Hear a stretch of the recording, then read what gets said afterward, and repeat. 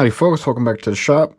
Today I want to go ahead and talk a little bit about burnishing and whether or not it's worth investing in a little power burnisher, even if it's just a Dremel or a drill and a little burnishing wheel, or if you really don't need that and you can just stick to your little hand slickers. So let's go ahead and burnish up these pieces here.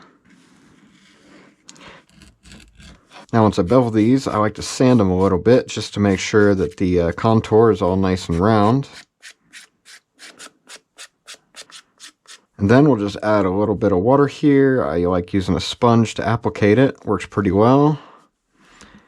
And then we just give it a little rubbing with the slicking stick. So now you can see with the water, it's not really getting too great. I mean, it's definitely done a lot to it, but not anywhere as slick as really need it to be, especially as fast as it'd be with the power burnisher. So add a bit more water, and then I like taking a little bit of saddle soap, and that's the secret ingredient to really help slick down these fibers and get them looking nice and shiny.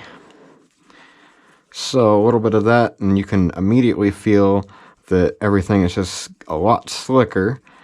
And you can even pretty much see it happen in real time, that it's just coming to life and taking a shine. So, and you can feel a lot different there. It's still got a little bit to go, but miles easier than just water alone. Now, plenty of people use other stuff like Tokonol and whatnot. I don't like using those because, well, especially Tokonol, because it has practically a glue in it. I like stuff that's all natural.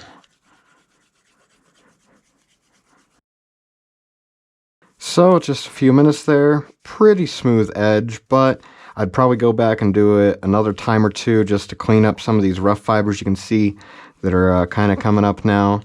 Now let's move on to power burnishing.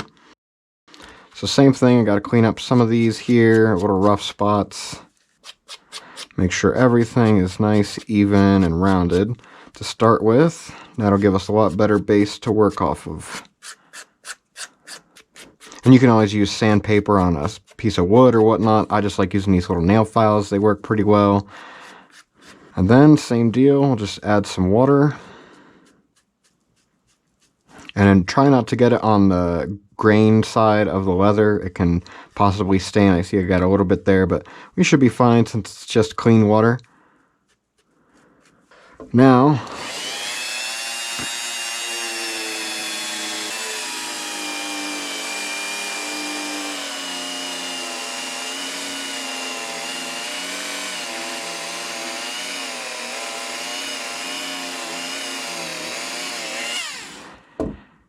and now that edge,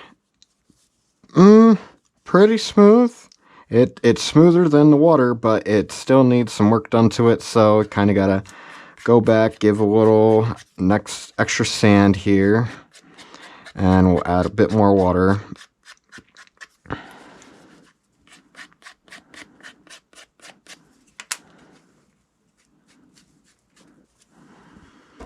And hit it again.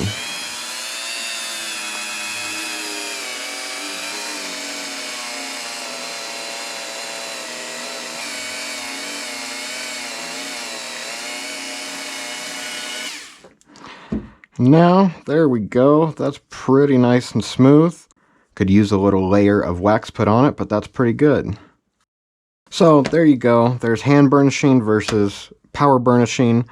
You know, it's really a personal case basis. If you're not doing that many edges at a time, you can get away with just doing it by hand. It's not that bad.